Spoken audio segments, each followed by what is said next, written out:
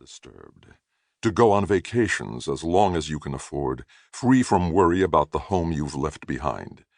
Don't they say a man's home is his castle, and shouldn't that be true for you? No, not insurance. Some dirty property developer. What the hell was this bus stopped here for anyhow?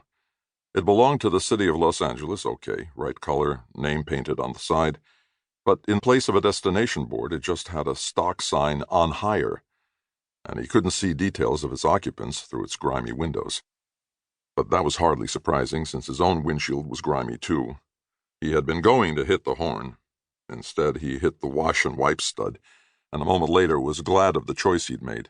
Now he could discern half a dozen dull-faced kids, 3 black, 2 yellow, 1 white, and the head of a crutch.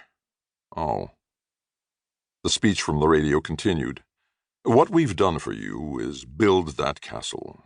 Nightly, armed men stand guard at all our gates, the only points of access through our spike-topped walls.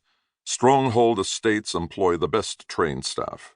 Our watchmen are drawn from the police. Our sharpshooters are all ex-Marines, of whom there's no shortage since they kicked us out of Asia. Ah, the bus signaling a move.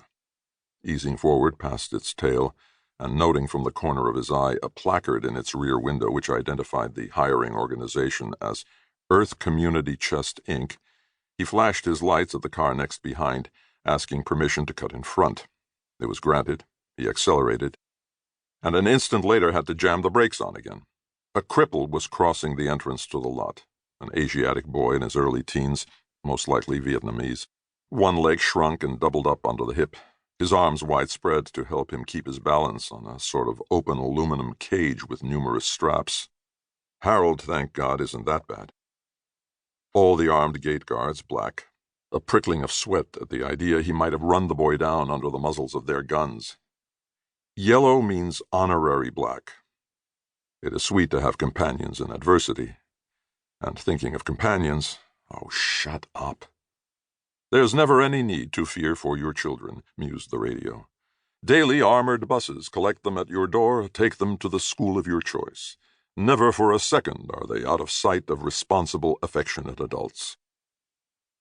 The boy completed his hurtling journey to where the sidewalk resumed, and Philip was finally able to ease his car forward. A guard recognized the company sticker on his windshield and hit the lift for the red and white pole that closed the lot. Sweating worse than ever, because he was horribly late, and even though that wasn't his fault, he was perfused with abstract guilt which made him feel vaguely that everything today was his fault. From the Baltimore bombings to the communist takeover in Bali, he stared around. Oh, shit. Packed solid. There wasn't one gap he could squeeze into without guidance, unless he wasted more precious time in sawing back and forth with inches to spare. They will play in air-conditioned recreation halls, the radio promised, and whatever medical attention they may need is on hand 24 hours per day at low, low contract rates. All right for someone earning $100,000 a year. For most of us, even contract rates are crippling. I should know. Aren't any of those guards going to help me park? Hell no, all going back to their posts. Furious, he wound down his window and made violent beckoning gestures. At once the air made him cough, and his eyes started to water. He simply wasn't used to these conditions. And now a police flash, said the radio.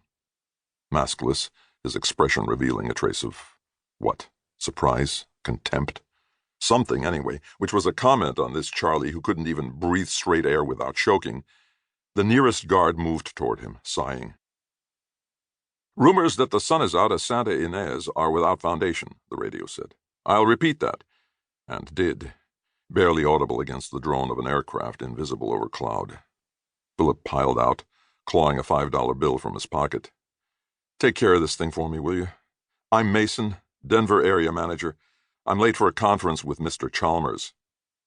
He got that much said before he doubled over in another fit of coughing. The acrid air ate at the back of his throat.